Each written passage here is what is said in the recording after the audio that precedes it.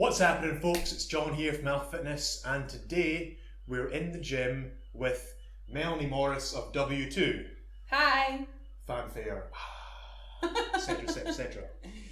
And today is going to be our first video in a video series we hope to do talking about breast cancer, which is something that's affected both of us in different ways. Me very recently through my mother getting breast cancer, and she is fine, and yourself.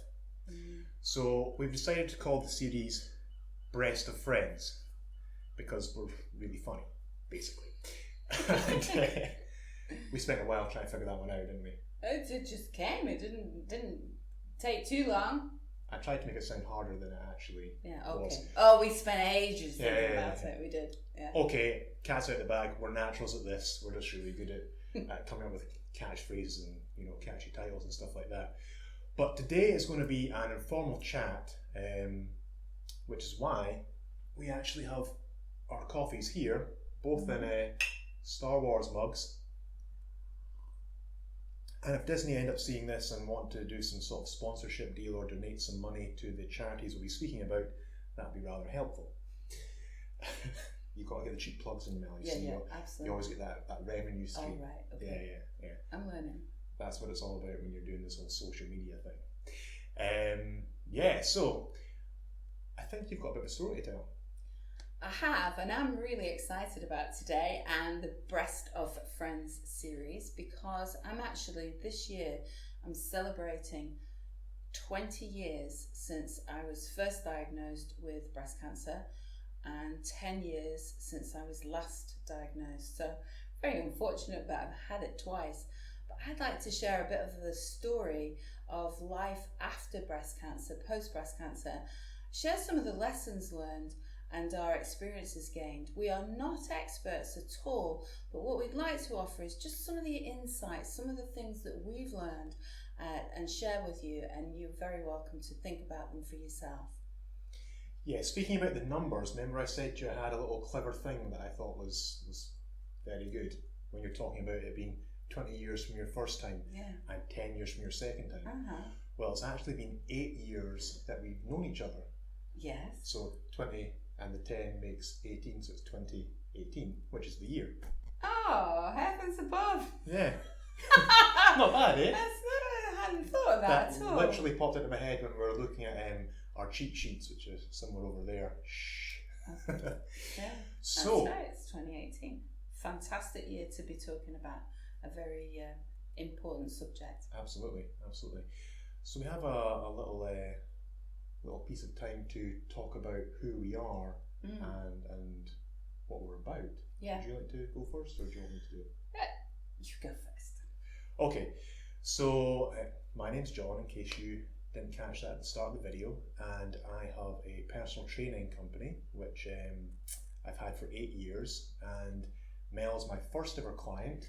Don't want to point at you, that's like microaggressions, but yeah, Mel's my first ever client, and we met when I worked still part-time in a bar in a restaurant in Perth, which unfortunately no longer exists, and we got speaking because you were in with your friend Joe, who actually works at the college I went to study health and fitness, and we were talking at the bar, and I'm doing my best to upsell the drinks and get the ladies on the champagne and make some money for the company.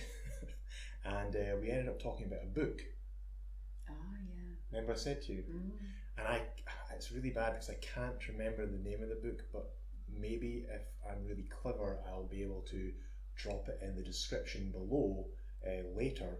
But the book, we were chatting fine, but I think when I said I had read this book and related it to our conversation, that's when you really went, from my perspective, you went, this guy is maybe a little bit interesting or has a bit more of a deep understanding of things than what I first thought. Do you know the book I'm on about? I can't remember the name of it. It's not the best story, but it's a book that has there's 4 different types of people, and it talks about their Was it different about the character traits. personality Yes, preferences? different Yeah. character traits, yeah. So we started speaking about that, and that just put us on this kind of theological discussion journey, and then suddenly, we knew we were right for each other for this sort of personal training game that I'm doing, because I think you've got to really get on with that person, or get a vibe with them, because it's called personal training for a reason. You've got to understand the person, and have a rapport with them. So for me, that's what I feel like. If I hadn't read that book and spoken about it, I might have just been a personal trainer who worked in a bar who spoke to you that one night, and that was it. So that's where and how we met. Yes. And what put me on the journey of becoming a personal trainer and studying nutrition and lifestyle management and all those types of things, basically health and fitness, is I used to be really, really, really fat, really heavy. I always find that hard to believe. Yeah, I mean, I suppose luckily but unluckily, there wasn't any social media then. Guys never had pictures taken of them. So people say, where's a picture? And I'm like, I don't have a picture because, only girls took pictures of themselves because they got the disposable camera for the night. This is back when we didn't have cameras on our phones, kids. Because people who are 25 and younger are like, what do you mean? Yeah. Didn't you have phones? No, we didn't even have phones. So I was 19 stone, really heavy. I smoked a lot. I ate a lot of junk food. I didn't look after myself. This is me at 23, and I thought, I'm getting sick. I've got sore knees. Everything hurts because I'm too heavy. And I did a lot of self-study, got myself in shape, and then people said to me, "Can you train me?" And I was like, "I'll need to go study first, but yes, I could. Give me, I went to study for a year, and then business kind of just took off. But that's how I got into this game. I myself had always struggled with my weight, and the information out there was not great. And I'm an 80s, 90s kid. It was worse, maybe a few years before that, which I'm sure you can maybe expand upon. Like, smoking wasn't that bad for you back in my day, and now we know a lot differently, or at least we're told fully. So I have a tendency to go on a little bit. Sorry. So No, do you want to do? No, it's really yours? interesting to hear more of your history, and especially why you got into the role that you do and do so well, I've got to say. So my name's Melanie Morris, and I always describe myself as a creator first, an adventurer. I am a single mother of two wonderful children, Jasmine, who's 28, and Joshua, who's 23 now. I also founded a company at the point in life when the children were really, really young. I mean, Josh was just a baby. I found myself without a job and without an income and without a home. So it was like, okay, what do I do now? So I started to do training, and a different type of training to your training, because it was all about communication and behaviours and leadership. I got some lucky breaks along the way, and this year we're celebrating 25 years of the company, which is called W2 Training, and we've been all over the world, and we've got an amazing team of people, and we've got amazing clients, and the purpose really is about helping to build better leaders, so they build better teams and better cultures and better performance for organisations. But in the core of it, in the heart of it, we really focus on quality, health, safety and environment. So for me, I think somewhere along the line we have probably saved some lives, which is really important. I hope. So that's a bit about me and my situation. So where do we go next? Well, I think you had a couple of stats you wanted to talk about. The context. Why breast cancer? Yeah. I'm just going to clue you all in for a second here. While we're recording, it's one of the hottest days that we could ever have. The fan isn't on. The window is closed to make sure that you don't have any sound from outside. And I'm 100 plus kilos and I'm sweating buckets. So I think at some point you're going to see sweat patches appear on my shirt. Please. So absolutely, I am totally sweating. So I think, which isn't that something that you would have went through as well, like these hot flushes and stuff? Oh yeah. We'll maybe get to those later. Yeah, maybe so. So yeah, I'm going through a hot flush stage right now. It seems. Oh dear. So yeah, well, why breast cancer? Well, unfortunately, I don't know whether you know this, but it is the most common cancer in the UK. 55,000 women are diagnosed with it every year, which actually apparently works out to be 1 in 8 women are diagnosed with it. But actually, you know what? Men don't get off either. There are hundreds of cases every year of men getting breast cancer, and unfortunately it's got a high mortality rate. And I think the reason is that a lot of men don't know that they can get breast cancer. So when they find strange things going on, they don't necessarily understand or appreciate what it is and don't get it checked out. So it has got the highest mortality rate of any male cancer, which is pretty shocking. So if there's any men out there watching this, it's important to check as well, which is going to be one of our key topics of the day. See, I didn't know that it was the highest mortality rate for men. I knew that men could get breast cancer, but I've only known that in recent years, maybe the last 10 years. So I was surprised when you said that it has the highest mortality rate. And I don't think, I think most men would be surprised to hear that as well. Yes, I'm and sure. I've never done a check. I wouldn't know how to. Well, you're going to learn in this video. Good, because good. in actual fact, the key to this, survival rates are going up. Although the numbers are going up, lots more people are surviving, and that's down to a lot of factors which we'll speak about over the videos. But one of them is early detection. We're a lot more aware now. You were talking about smoking earlier and people not being aware of the harm of it, but we are a lot more aware of how we check. And I'm sure many of you watching this do check, but we'll just do a quick reminder later on. Yeah. You've got it here, haven't you? Yeah, we'll come to that. Okay. So I suppose we might as well just start at the beginning. Yeah. Tell us about what happened to you. Well, how did it go down? You know, if I was going to be really honest, I didn't look after myself. I'm a single mom at the time. You know, Joshua was 3, Jasmine was 8, and the business was growing topsy-turvy. And the last person on the list of things to do was me. So I didn't look after my health and my fitness, and I certainly didn't check myself either. So it was a bit of a shock when it happened, but how it happened was in '98, Josh and I were just having a sort of rough and tumble play fight on the bed, and he elbowed me by accident, but his elbow went into my right breast. Josh is strong as an ox, by the way. Just naturally, Josh is bigger than me. Just without, you could put him on a starvation diet, and he's just a giant man. He is there. So that must have pretty big at 3. That must have hurt. Yeah, it did. But that caused me to sort of feel around, and I thought, I found a lump. Well, actually, I thought I found a few lumps. So I went to the GPs and one thing and another, and you know, they said, oh, well, you're 38, you've breastfed, you know, you're reasonable fitness, you're not the classic case, here's different things like antibiotics and penicillin. But it never went away. So I went back to the GPs about 3 times, and I said, look, this lump is growing so rapidly, I think I'm going to get another boob by Christmas if we don't do something.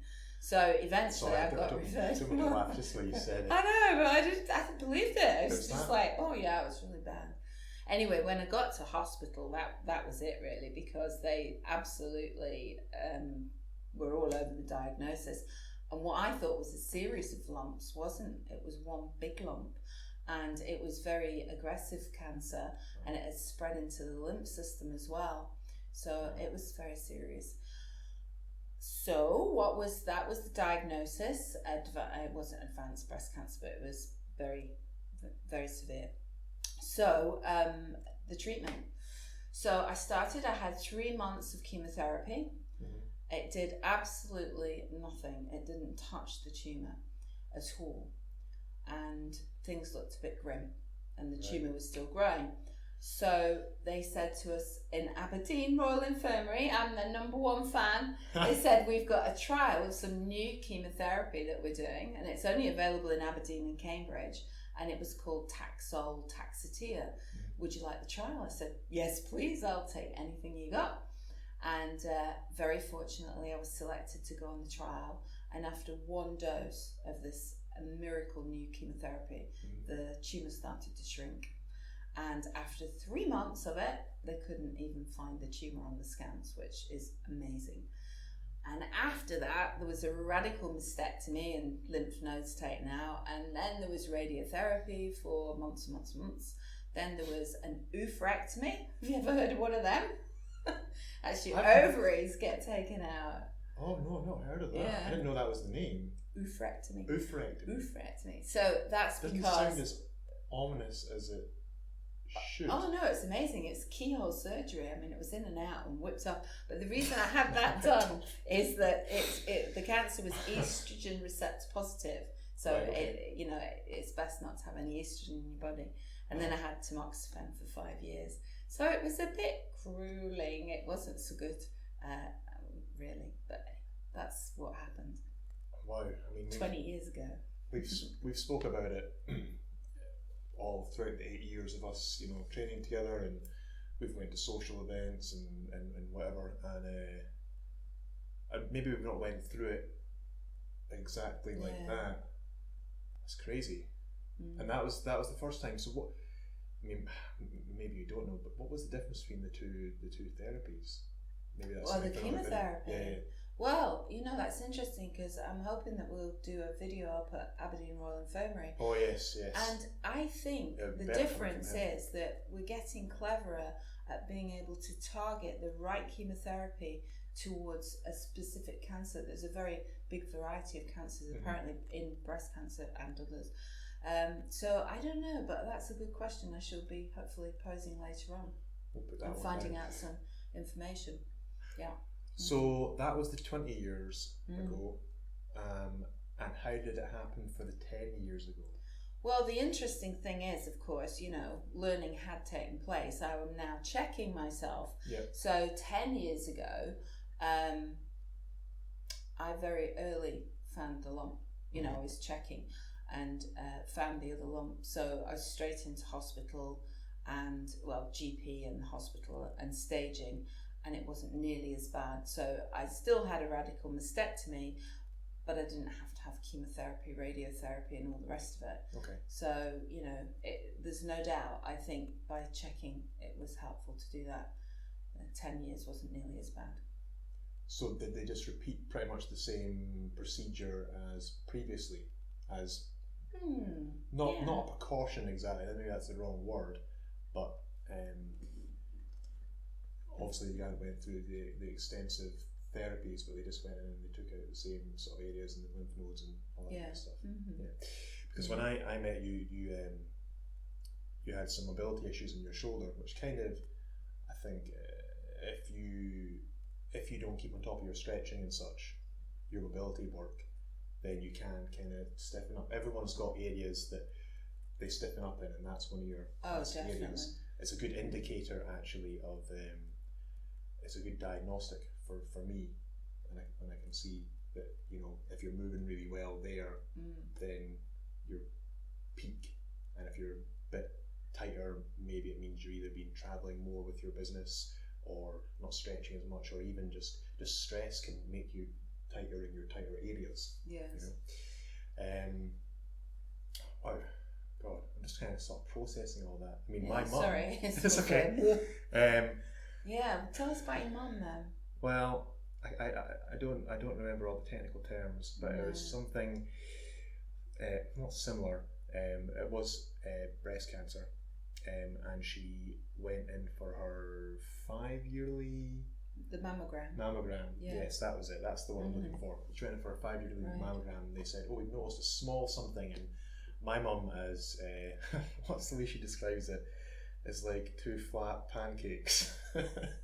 So she never really, I don't know, she had no identity to her breasts. Like a lot of women if they've got a big chest and that happens, that's hitting your identity, I suppose. Oh, Or part of crikey. your Yeah, of your course. image. Yeah. It might mean more to one person than another person. Oh, it's huge. Yes. And it'll be course. huge to everyone, but it'll mean more like, for Yeah. example, I had that neck problem and then I couldn't work out for a really long time, and my identity for me is how I look right now, and I had to slim down, and that's not how I see myself, and I think it kind of messes with your head a little bit.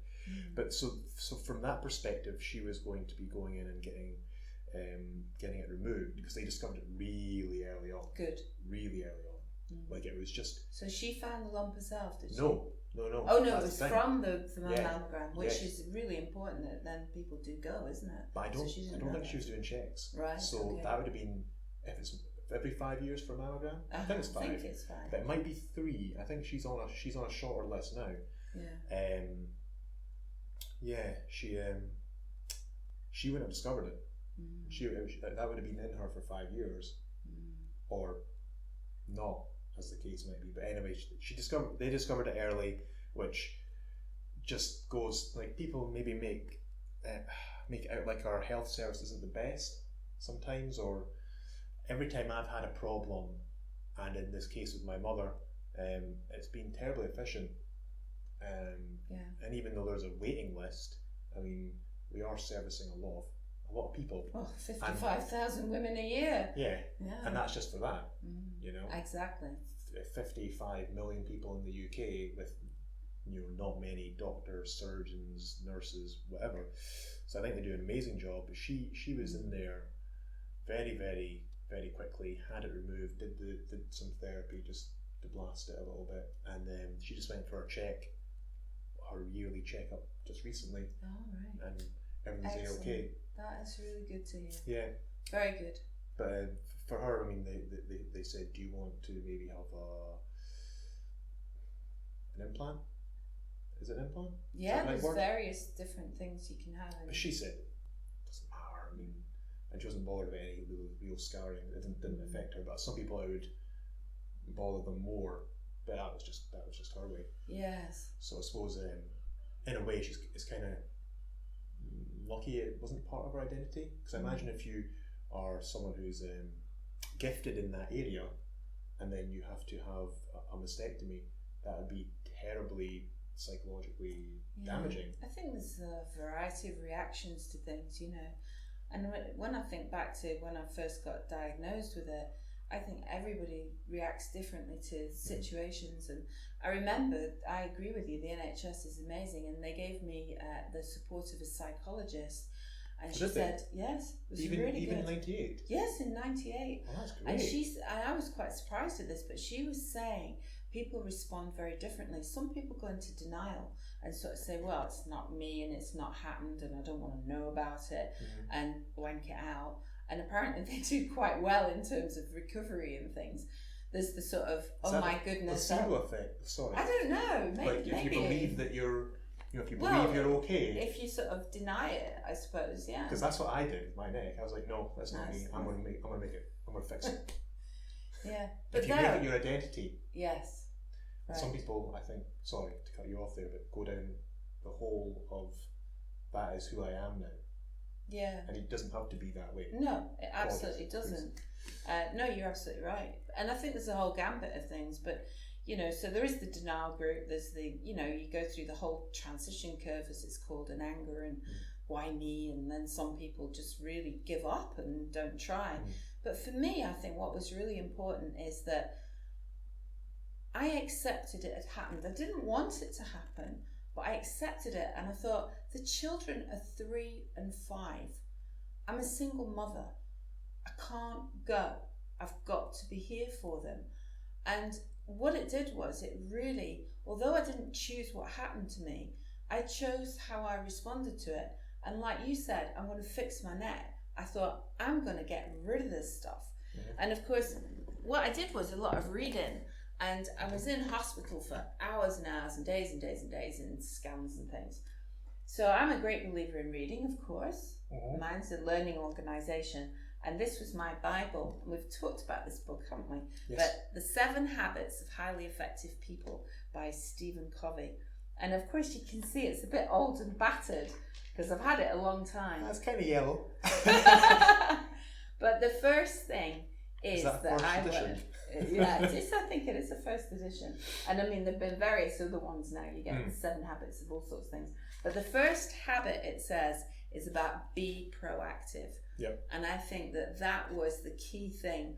I started getting proactive and really learning a lot more about breast cancer and how can I put myself in the best shape possible. So this book has been a bit of a Bible to me. That's basically armor, you know?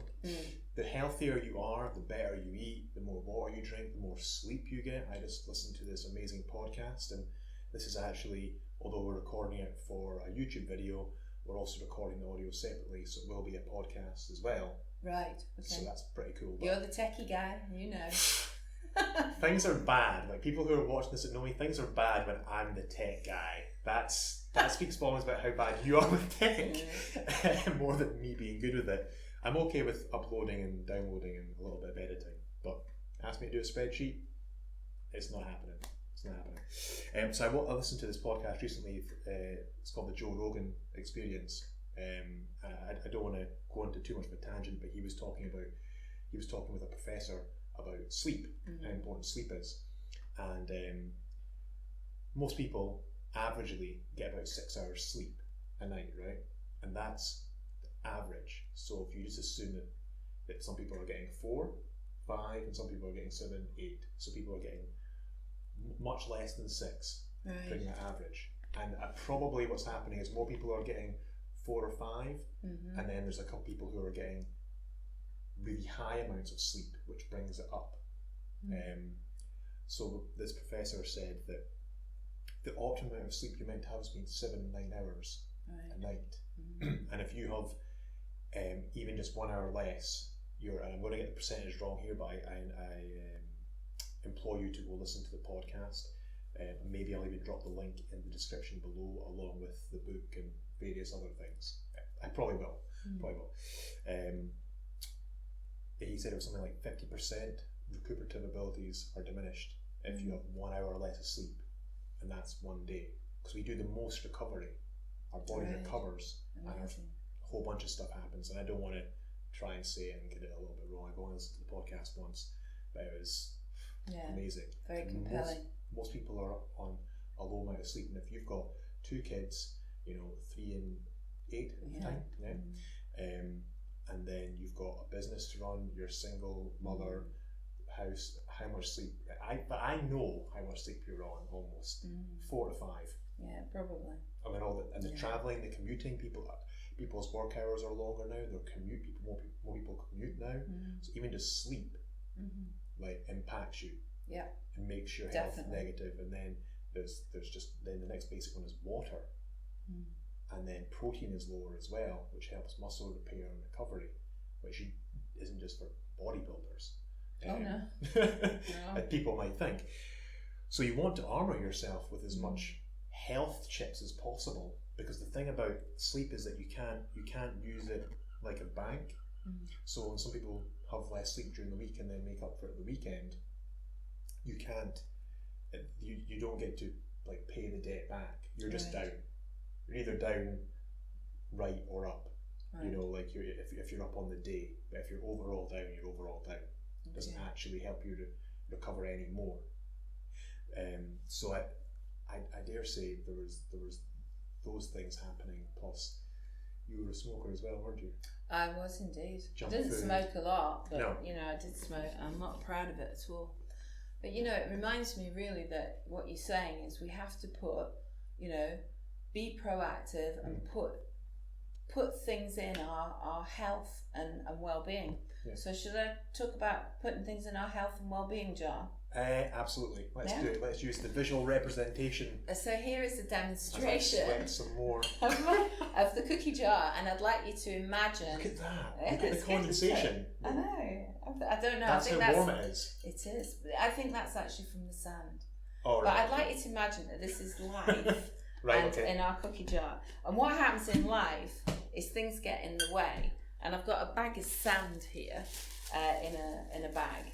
And imagine that this sand represents all the bits of life that distract us. Mm-hmm. So it might be YouTube videos, emails, life. My daughter, Jasmine calls it life admin. You know, paying bills, Oh my gosh, sorting out it's the PIN worst. numbers. You know, chasing up the council to clear the bins, Oh. and all that sort of thing. Oh, hate Yeah. it. I hate it, Mel. So you think, I mean, every single Hate it. grain of sand, if that was our life is full of things like that. Right. And that has to go into the cookie jar. And those are often just the things that distract us and take up a lot of time. Then, in here, we have our pebbles. Now, Okay. pebbles are a lot bigger, but they represent perhaps things in life like, I don't know, getting a new car, moving house, bigger things in life. What else? I don't know. Getting new t-shirts. Getting new t-shirts, especially. Yes, I love my new t-shirt. But things that are more important, and but actually there's an awful lot of them. So we put those in our life jar as That's well. going to sound awful on the podcast. Oh, is it? Oh, Sorry. yeah, absolutely. Sorry. I'm not You're used to this. You're visually, you're shaking it for the visual representation Okay. of the stones. And then on the podcast. And people are listening to it are like, oh, What the heck's my that? ears. Sorry, podcast listeners.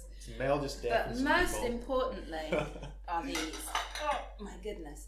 These are my very special stones. And I learned this from the 7 Habits from the book, is that actually these are the important things in life. So for me, some of these stones are my children, Okay. love and nurture Mhm. of self, well, I don't know, adventures, you know, is a big stone for me. What would be a big stone for you? What's Well, important in your life? two straight away that I would have to say are important. Obviously, hopefully, my health. Yes. I was very heavy on and off through my teenage years up into my mid-20s, and even when I had lost all the weight and become a trainer, it's still very easy for me to put on a lot of weight and overeat. There's still a tendency there, so I've got to be very mindful of these Yes. things, and it gets easier over time, but that is something that I've got to work on. Yes. And it's so- easy to get distracted with other things and not do that first, isn't it? Projects and, Yeah. and I've got so many projects I'm doing, and I don't know how many I'm actually doing, but I've got a lot. But not then going to bed on time because I'm doing some Right. projects. So not getting sleep is maybe one of the big things. But I have been actually. I've been very good with my sleep, especially this year. I actually am getting 7 to 9 hours sleep, closer to 9 most nights, and that was before I listened to the podcast. And now, if I think I want to do this piece of work, I think to myself, no, I'm just going to go to bed Right. because that is not worth it. It'll be there tomorrow, and I need to recover. So my health is very important to me. Like Right. I've had knee problems, neck problems, 2 discs in my neck, 1 in my lower back, messed up knees, asthma. I've got allergies, food allergies. So I've got little stretching sessions and various things I do throughout the day, and all of that comes first Yes. because that's helped me avoid several surgeries and a whole bunch of stuff, and getting my food right. And it might seem to some people like I'm being too self-indulgent because I'm like, no, I'm going to go eat now, and nothing is stopping me from eating. But no, I think that's really key because you've But- learned that you pay yourself first. You Yeah. fit your own mass first before doing other things. And I love, you haven't shared, but I love the fact that almost every morning the first thing you do is what? What do you do first thing in the morning? Oh, well, maybe some more. I go. The one I know. The one you know is I go for a walk. Yeah. And I actually record my walk and answer questions or talk about various topics. Maybe I'll talk about my workout and suggest ways for why that might work for a certain person, or why I did that, or why you shouldn't do that workout because my goal is this. So if you want to, get absolutely stronger and I'm doing something for repetition, it's not going to be the right thing for you. I answer questions, various fitness questions on the Alpha Fitness YouTube channel, also on the Instagram. It's actually an Instagram live story, which my Instagram is _alpha_alpha_L. So that's where you'll get the live story. I save it, I put it on YouTube. It'll be there as well. But I do that every day, and that's very important to me. That's the thing I get done first, and then I have a special, some special stretches that I do at different points during the day, and some band work that I do as well. And that's every day. So in effect, I train 3 times a day before I even go to the gym. So for us then, this stone would be your health, and Absolutely. we're going to put it in the jar. And the stones for me are, yes, the children are important, and we talked about love and nurture is really key. I think you've got to love yourself, you've got to nurture yourself. So if we carried on, the difficulty is that the important stuff, it don't fit in the jar. It definitely doesn't fit in the jar. Yeah. But what you said was, if you could take that, we've got to be careful on the podcast, haven't we? Well, yeah, it's okay. But if we I just don't do want it to things, fall. if we do things a different way round, and it's what you said before, you do it first thing in the morning, and you do it. You said people think I'm a bit not selfish or self-indulgent. Self-indulgent. Well, actually, I'm you doing should that be first. self-indulgent. Yeah. So please, let's show you a different story. Okay, if you so put the stones in first. We'll put all the stones in, and I hope it's you can see interestingly something that The Rock has talked about as well. You know who The Rock is, right? this. No. Oh, come on. He's the biggest movie star in the entire world. Oh, okay. Okay, it doesn't matter. You all know who The Rock is. He talks about going to the gym first thing and doing all his things first thing so that he pays himself first. Yes. And that's very important. And So we've got them in. I've never filled this up before, so this will be embarrassing if it doesn't actually fit. Oh, absolutely, it does fit. Then I'm going to put the pebbles in for the podcast people. Oh yeah, Pebbles pebble are time. going in.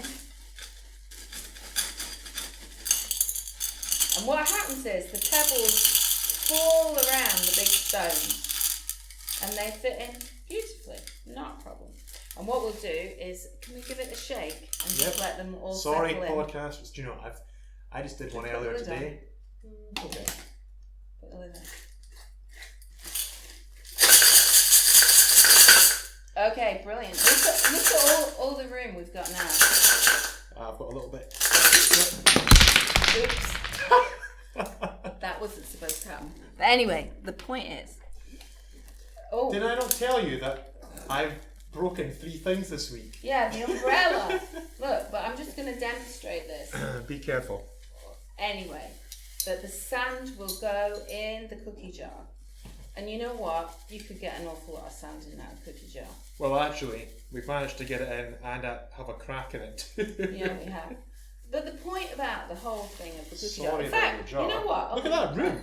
I know. Oh, do you know what? We Let's could put the even glass get in. beer in it. We can put extra broken glass in. And we could put a beer in there or two. Oh, But yeah. the point is, it's like you said, pay yourself first. The Rock says it too, is do the important things first and don't get sidetracked with all the little bits. Yeah, you've got to do the little bits, but you do the things that are important first. So key for me is, please, be proactive about love and nurturing self and check for the signs and symptoms. Take the time to check. Now, you said before you don't check. No, I don't. I don't know how to. We get rid of a bit of sand here. Yeah. Oh, there's more pebbles here. All right. That See, was this a is bit what unexpected. This is why I like to do I consider all videos live. Okay. I don't, even though we're recording this and it's not live, just because when you do it live, it gives you these fun things and you screw up and things break and it's hilarious. That was a bit unexpected. but also that happened. the only problem with recording it live is that the sound quality isn't as good and neither is the visual. That's the only reason it's not actually live. But for me, remember I said to you, let's just go. Let's go. Let's just go. So checking. So no, let's say, well, we did want to do a self-check guide. You said you don't actually check. I don't know how to do it. No, and it seems that I don't know. There's something going on today. I don't think they're not up for it. Goodness. And I'm sorry, but I decided not to wear my prostheses today, so I don't have anything either to show you and demonstrate. So, well, I'll tell you what we'll do then is we'll go to plan B, will we? Yes, plan B is always good. One thing is about getting know-how and knowledge, and the good thing about the internet now is you can find out anything. There are 2 excellent sites. There is Breast Cancer Care, there is and also Breast Cancer Now, both of which have self-check guides. You can download them and you can check for yourself. But in essence, what do you look for and how often do you do it? So whether it be man or whether it be woman, it's the same. Okay. And it's a bit of TLC. Okay. T standing for touch. So you want to touch yourself, and what you're looking to do is touch yourself, not just your breasts, but it's actually in your armpits. Yeah, which are now getting a bit with sweaty. the lymph nodes. With the lymph nodes, yeah, they are getting a bit. You can see it on the shirt, actually. My goodness. Yeah, it is cool. Try being 100 kilos. Well, we're not long from finished. No. But anyway, so, touch. And we're about to run out of battery, so we'll need to make it. Right. So, touch and looking for lumps. You're looking for lumps. And also, look at your skin. Is your skin different from normal? Are the nipples turned in or are they turned out? Is there a sort of orange peely type look to your breasts? So you're looking for changes. So you have to do it regularly enough, maybe once a month when you're in the shower. That often? Yeah. Okay. Because you're going to get familiar with your breasts to understand what's going on with them. Mm-hmm. There's no doubt, I didn't check 20 years ago. I got it bad. 10 years ago, I found the lump very early and obviously got it dealt with. And the C, so it's touch, T is touch, L is look, C is check. Get it checked out. If you're not sure, if you've got any concerns at all, just go to the GP. What's interesting is that we've got 3 examples between us of someone who didn't check and how drastic it was, like the surgery and everything you had to go through the 20 years ago compared to the 10 years ago when you did check and found something, compared to the doctors finding something on my mother. Yes. Very, very, very early on. Yeah. So that's 3 different examples, and her surgery was a lot less of a ordeal than yours. Not to give it any less or more respect in any way, but it was less of it was less of a thing. Yeah. It wasn't something that this affected your whole family and your life. This is just another day at the office for mum. It was just she goes and does the chemo and whatever, and it didn't disrupt things that much. Yeah. But because we've got hardly any bars left, right, we're going to have to finish up. We're going to have to finish up. So I suppose the key messages out of this is, pay attention to the big things in life. For you, it's health. Health is key. For me, it's you've got to love and nurture yourself. We're calling you to action to say, where do you need to pay more attention in your life? What are your big stones? And which ones need to be more considered and paid attention to? Please download the self-check guides. Everything's on the internet. There's videos as well if you're not sure. Or go get to some help from one of the district nurses or the GP will help you know what to look for. I'll put links in the description of the podcast and for the YouTube video for places that you can go and for getting all the things that we've used today, the book and whatever. So you'll be able to find it. Just go into the description. Thank you. It's already there. And what I would also say is if you've appreciated this video, you have found it informative and hopefully inspiring you to take some actions, please maybe think about donating a bit of money to Breast Cancer Care or Breast Cancer Research or Breast Cancer Now, whichever you think, because everybody needs a bit more help along the way. So thanks ever so much. It's been great fun. It's good, isn't it? Yeah, it's good. You're the first woman on the podcast, and that's fitting. Oh, right. Out of 200 episodes, the first lady. Oh, excellent. Because us nerds, we don't know any women, unfortunately. The last thing I want to say is that this is just our experience. We're not experts in this field. This is just something that you've went through, my mother's went through, and we've met through a professional capacity where I've been training you. So take it as just a story about something that's happened in our lives, and hopefully it'll inspire you to do your checks, and maybe we can give a little bit of information and the proper links to where you need to go. Great. I think we've been the breastest of friends. Breastest of friends. Yeah. Thanks for watching, and see you next time. We're going to do some more on fitness and some of the exercises. Johnny's really helped me to build upper body strength. I can now water ski again, sail and snow ski. I can get up when I fall over. So we'll show you some of the exercises, I hope, along the way. And in case you missed the social media links, they'll be down in the description below. Please give the video a like, a subscribe, or to the podcast. Like, subscribe, share, all that kind of good stuff. We'll see you again. #the Breast of Friends.